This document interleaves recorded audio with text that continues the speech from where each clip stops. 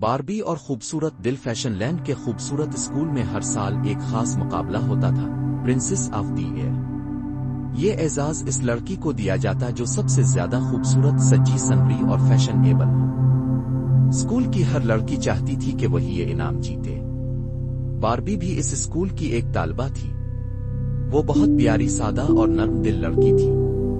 جب اس سال کا مقابلہ شروع ہوا تو سب لڑکیاں مہنگے کپڑے، زیورات اور نئی سٹائلز میں مشغول ہو گئیں، لیکن باربی نے کچھ الگ کرنے کا فیصلہ کیا۔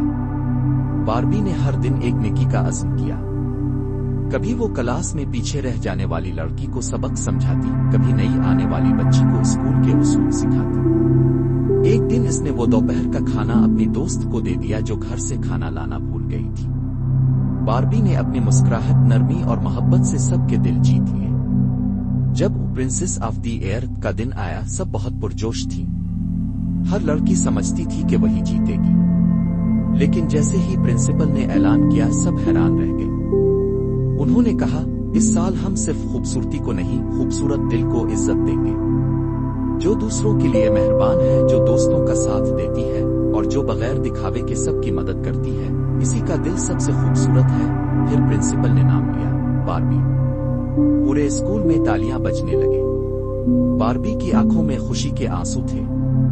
سبق: اصلی خوبصورتی چہرے یا کپڑوں سے نہیں، بلکہ نرم دل، محبت اور دوسروں کی مدد سے ظاہر ہوتی ہے۔